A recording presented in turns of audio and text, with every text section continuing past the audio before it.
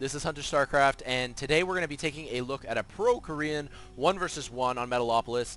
Two of the best players in the world, Check.Prime, 12 o'clock purple Zerg player right here, and his neighbor spawning, just right next door, going to be Hyperdub, the red Terran player at the 3 o'clock.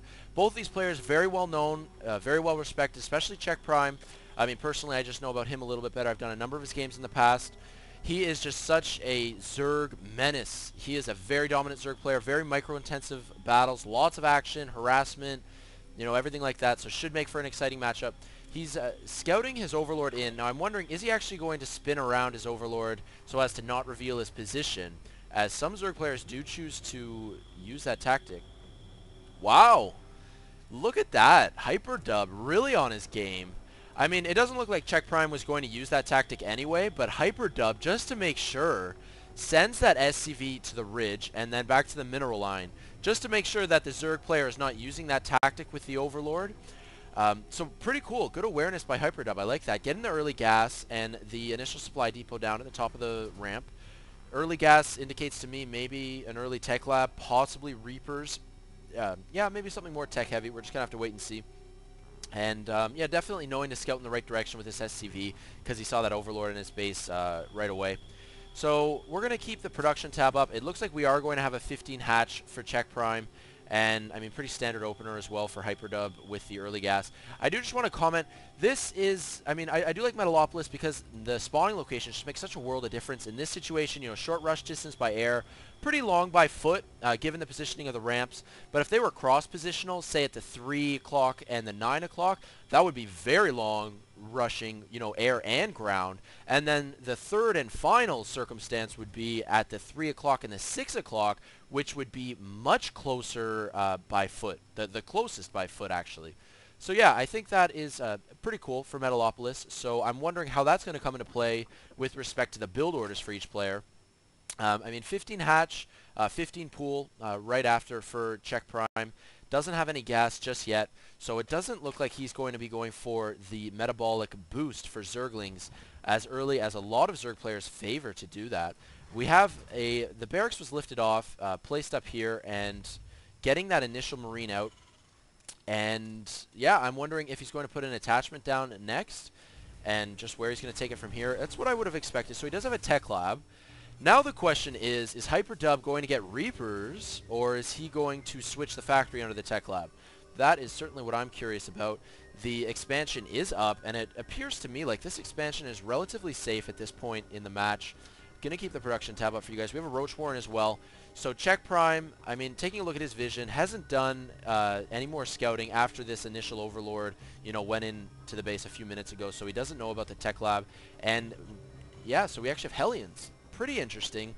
This SCV is going to take a peek and see what's going on for Check.Prime so as to, use this Hellion strategy and how and make the decision about how he wants to go about it. It looks like that SCV is going to get picked off. It's going to be able to do some scouting, though, before these Zerglings have their way with him. And, yeah, so the Blue Flame on the way out. While the Hellion has made its way out, the Blue Flame is being upgraded, that Infernal Pre-Igniter. Very effective against probes, or not probes, drones, Zerglings, anything like that. Now, this is not a good position to be in if you're a Zergling without your wings. Zerglings without the speed upgrade just don't stand any chance against Hellions. They can just get kited so easily. Good for Check.Prime splitting this Zergling off, though. Good awareness there. It looks like this Hellion is going to be turned around. Now, for those of you who are really up on your StarCraft 2 game, you will have known that about 12 or 18 hours ago, the patch came out. Big patch. It includes an upgrade, a huge buff to roaches. They now have 4 range instead of 3. So what we're seeing right here is the Hellions kiting the roach quite easily. Well, in the latest patch, they can't do that anymore. They really can't. Although Hellions do outrange roaches still 5 to 4, the sort of the delay with the flamethrower still prevents the roaches from being kited. Even with the Blue Flame, not really making a big difference, but I mean, this is a little bit wasteful. I'm not sure what Check.Prime is going to be able to really get accomplished. Going to turn the health bars on for you guys as well. A little bit easier to follow the micro when you do have the health bars up. We have Starport as well. Going to get that first medevac out, and a command center for the Terran player.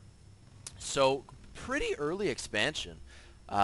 a little bit earlier than, I mean, what we would call standard, quote-unquote.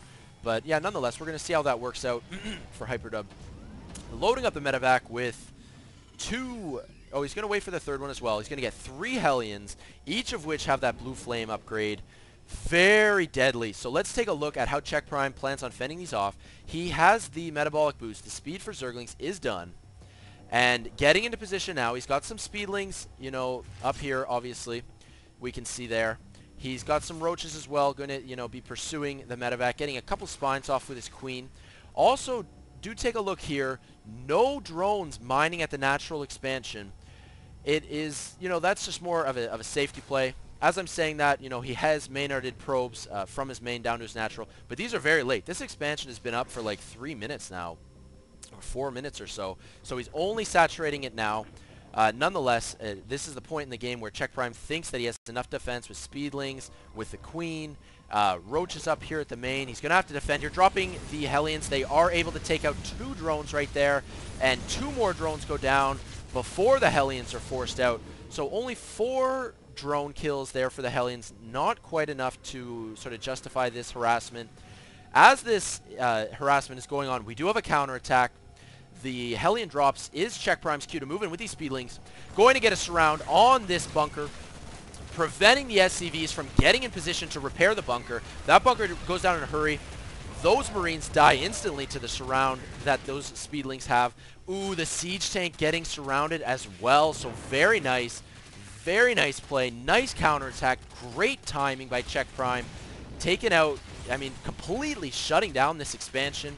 It looks like that, I mean, the orbital command is going to have to lift off. I'm not sure about this, though. I'm not sure if it's the greatest idea for these Zerglings. It's just such a narrow choke point to be rushing to the top of the ramp. The tank as well is getting repaired. All at the same time, we do have a drop. This, I mean, going to take out 2 drones there before Check.Prime reacts with those roaches. So 2 drones do go down there. Those Zerglings wise enough to, you know, get out of that choke point. Going to try a little run by, but it's just not going to happen. There's just too many units. I mean, Hellions and everything's clumped up there. It's hard for Zerglings to get in. But you know what?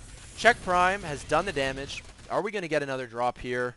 This medevac looming overhead. Yes, it does look like those Hellions are just going to pick off one more drone there. The geysers go down. Barracks and orbital command lifted off. So this is certainly not a good position for Hyperdub. Ooh, going for a third. Very nice as well. Spire is complete, and Check.Prime did prepare enough resources and food to queue up 6 Mutalisks, so this is going to be an excellent follow-up. This medevac being completely neutralized, that medevac only is going to be able to eat, you know, maybe 2 more spines, and it is going to be dead. So Hellion drop harassment has been neutralized. Mutalisk balling up. We got 6 of them. Well, 5 here. I believe there's 1 more on the map, though. And it looks like there is just not going to be any anti-air here to deal with it. Really not sure what Hyperdub's going to do. He has to leave. He doesn't even GG, but that's okay. I mean, Check.Prime, just such a dominant force, shutting down the Hellion harassment, shutting down the expansion for Hyperdub, the early expansion, and then following it up with these Mutalisks. Just, you know, pretty standard play, but just solid Zerg defensive play and great timing with that counterattack. So I did enjoy that game. I hope you guys did too. Look forward to many more games, especially, I mean, I'm going to be doing some casting today and in the coming days. I haven't been able to bring as many games as I've wanted to in the past week, just exams and school and crap, and yeah, so done with that, and looking forward to bringing you guys more games.